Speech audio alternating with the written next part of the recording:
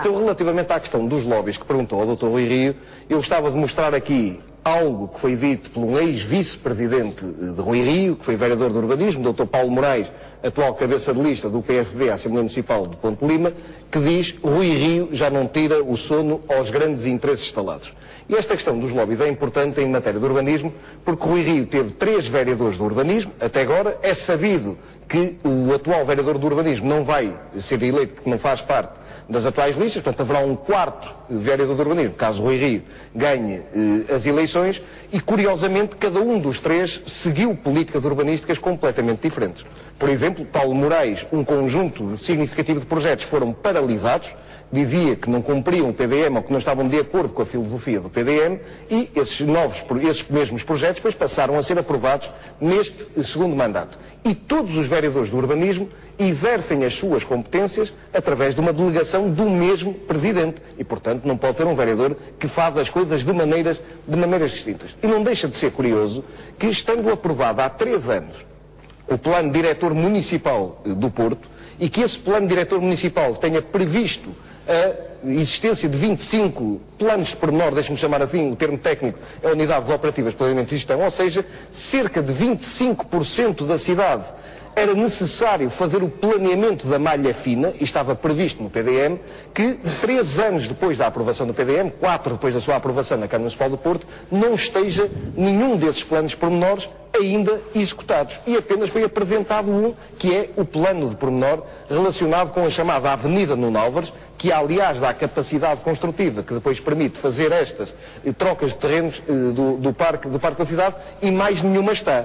Em particular, deixe-me lhe dizer que o Parque da Cidade tem previsto a existência de um plano de pormenor, e que, não tendo sido feito esse plano de pormenor, tem permitido que vamos pululando um conjunto de equipamentos à volta do parque da cidade, equipamentos esses que, na minha opinião, não têm qualquer linha, nenhum fio condutor.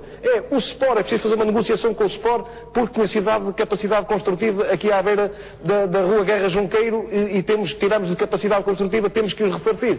Mete as instalações no Parque da Cidade. Bem, o Rui Rio lembra-se da questão do Sea Life, vai para o parque da Cidade. E, portanto, isto começa a ser ali uma grande confusão. Ao mesmo tempo que esta confusão acontece, por exemplo, o núcleo rural do Parque da Cidade, todos os equipamentos estão fechados há cerca de ano e meio. E, portanto, por uma incúria completa, que neste momento o Parque da Cidade, se alguém quiser beber uma água ou sentar-se para comer uma torrada, não tem qualquer sítio.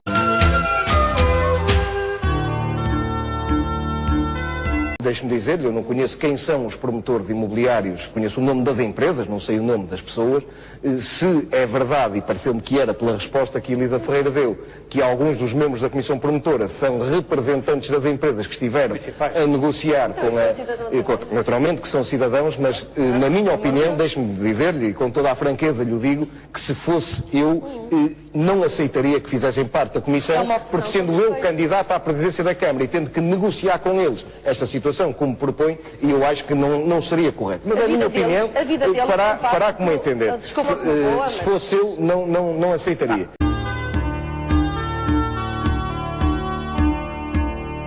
Já agora dizer-lhe, talvez não saiba, há bocado Rui Rio falava das bandeiras azuis, que, por exemplo, a ribeira de Aldoar, que desaguava no Castelo do Queijo, e como estava poluída e se poderia afetar a qualidade das águas balneares, foi desviada para passar digamos, a sua foz passou a ser um lago do Parque da Cidade. E, portanto, há um conjunto de manobras que vão sendo feitos. Relativamente à minha proposta do Parque da Cidade. Não, é sabido, eu tenho uma posição desde 2001, sou coerente com a minha posição, e a minha posição é no sentido de não haver construção no Parque da Cidade. Difiro relativamente à proposta que o Rui Rio apresentou na Câmara.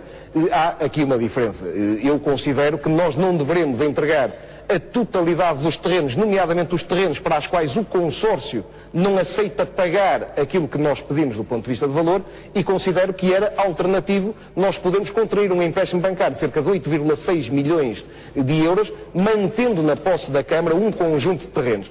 A razão desta proposta, neste momento vender património é mau, o mercado imobiliário está em baixo, já entendemos, e do ponto de vista da contração dos empréstimos seria mais vantajoso.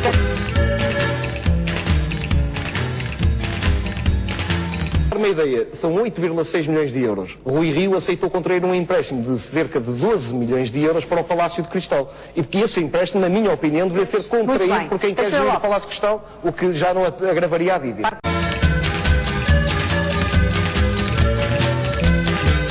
Relativamente à minha proposta, o Aleixo colocou um problema de verbas, como é que eu resolveria o problema? Eu gostava de mostrar aqui, isto é, o investimento da Câmara entre 1998 e 2008. E como nós temos a oportunidade de ver, retirando-lhe aqui o efeito do Euro 2004, que de facto foram investimentos muito altos, nós em 2008 tivemos o mais baixo investimento, e sem correção, porque não há aqui uma correção de preços, de toda esta década. Investimos 37 milhões, quando o valor mais baixo na década tinha sido 48 milhões de euros. Esta situação tem originado que o custo de funcionamento da estrutura municipal, o custo de funcionamento da estrutura municipal, em 2005 era 60%, o que significava que o investimento era apenas 40%, em 2008 passou para 67%, ou seja, das receitas da Câmara, mais de 2/3 são gastos com o funcionamento da estrutura municipal.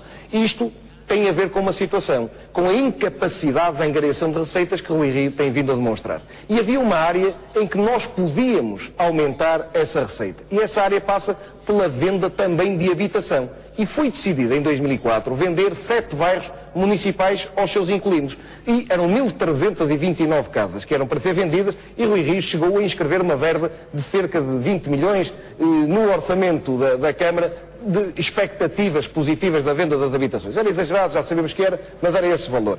Infelizmente, das 1.329 habitações... Sem despesa correspondente. Das 1.329 habitações, e os bairros, são 7 bairros na cidade do Porto, é o Bom Sucesso, Condomínios, Pasteleira, Falcão, Valformoso, Agro do Amiel e Fernão Magalhães, só se conseguiram vender ao fim de 5 anos cerca de 170 casas. Isto significa que há uma dificuldade de angariação de receitas para o desenvolvimento da nossa atividade.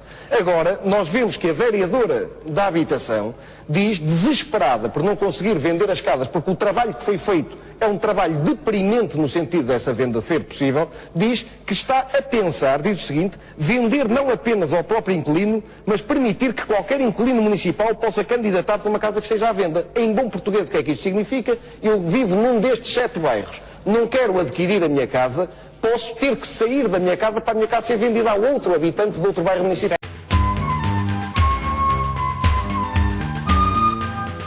Terminar, relativamente à questão do bairro do Aleixo, a minha proposta, eu acho que aqui não é um problema de concentração de habitação, porque Rui Rio, um dos terrenos que propõe para serem construídas novas casas é na maior zona de densidade de bairros municipais da cidade do Porto, que é na zona de Lordelo, à beira da Pasteleira Velha, Pasteleira Nova, Mouteira, Pinheiro Torres, Lordelo, e oferece o terreno da chamada Fundação Portugal Lá.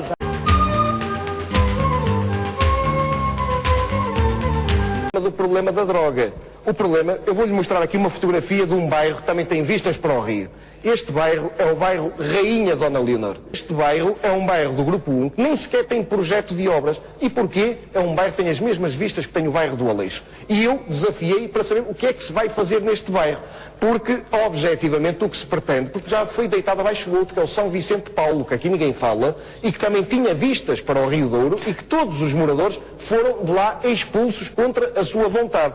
Aquilo que eu proponho para o bairro do Aleixo, para terminar, o que eu proponho para o bairro do Aleixo é, famílias, são cerca de 300 famílias no bairro do Aleixo. A primeira coisa a Câmara pergunta, quem é que quer sair já?